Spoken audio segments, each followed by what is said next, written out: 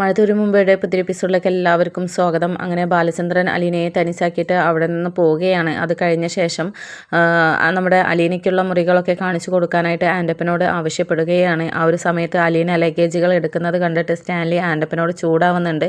ഈ ലഗേജുകളൊക്കെ ഇറക്കി വെച്ചിട്ട് കുറേ നേരമായല്ലോ, ഇത് കണ്ടുകൊണ്ട് നിൽക്കുകയാണോ, മോളെ കൊണ്ടാണോ ഇതൊക്കെ എടുപ്പിക്കുന്നത്?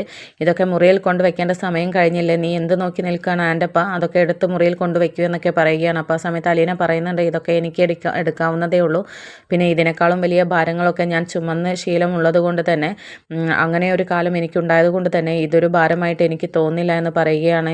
ആ ഒരു വാക്കുകൾ, അലീനയുടെ ആ ഒരു വാക്കുകൾ സ്റ്റാൻലിക്ക് വല്ലാതെ അങ്ങ് മനസ്സിൽ തറയ്ക്കുകയാണ്.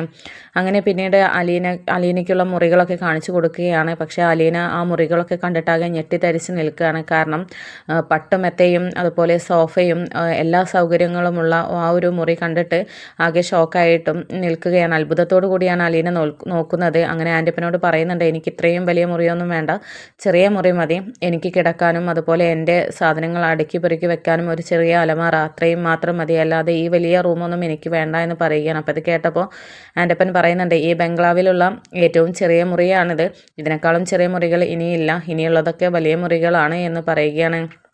അപ്പോൾ ആ ഒരു സമയത്താണ് നമ്മുടെ സ്റ്റാൻലിയുടെ നായ്ക്കൾ അലീനയുടെ അടുത്തോട്ട് വന്നിട്ട് കാലിൽ ഒരു ബഹുമാനത്തോടു കൂടി പതിഞ്ഞ് കാലിൻ്റെ ചുവട്ടിൽ ഇരിക്കുന്നത്.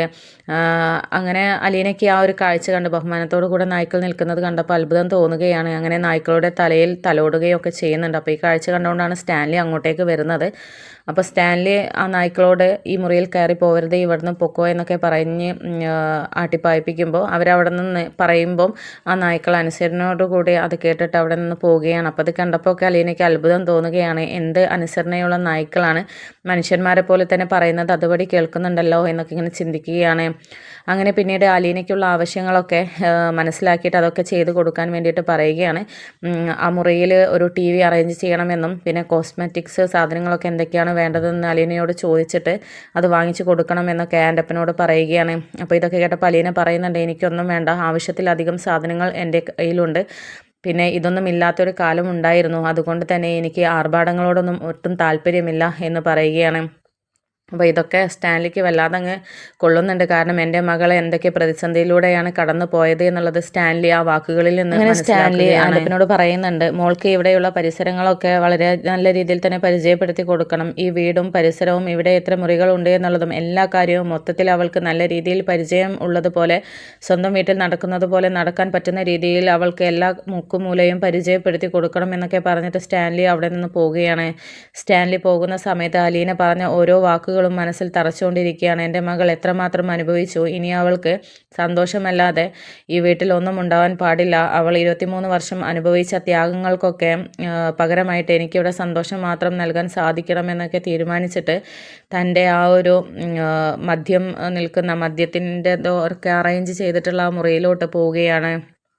അങ്ങനെ പിന്നീട് അലീന ഡ്രസ്സൊക്കെ മാറിയിട്ട് പുറത്തേക്ക് ഇറങ്ങുകയാണ്. പുറത്തേക്ക് ഇറങ്ങുന്ന സമയത്ത് അവിടെ ആരും ഉണ്ടായിരുന്നില്ല. അങ്ങനെ അവിടെ എല്ലാ സ്ഥലങ്ങളും ഒന്ന് നോക്കാമെന്ന് കരുതിയിട്ട് ആദ്യം ചെന്നത് നമ്മുടെ സ്റ്റാൻലി വെള്ളമടിക്കാൻ കയറിയിട്ടുള്ള ആ മുറിയിലോട്ടാണ്. വാതിൽ തുറക്കുന്ന സമയത്ത് തന്നെ നമ്മുടെ അലീന ആകെ ഞെട്ടിത്തരിച്ച് ഷോക്കായിട്ട് നിൽക്കുകയാണ്. കാരണം ഒരു ബാറ് തന്നെയായിരുന്നു ആ മുറി, പലവിധ മദ്യക്കുപ്പികൾ കൊണ്ട് നിറഞ്ഞിരുന്നു. അങ്ങനെ ആകെ ഷോക്കായിട്ട് നിൽക്കുകയാണ്. ആ ഒരു സമയത്താണ് സ്റ്റാൻലി അവിടെ ഇരുന്ന് അടിക്കുന്നതായിട്ട് കാണുന്നത്. അത് അലീനയ്ക്ക് ഒട്ടും തന്നെ സഹിക്കാൻ പറ്റിയിരുന്നില്ല.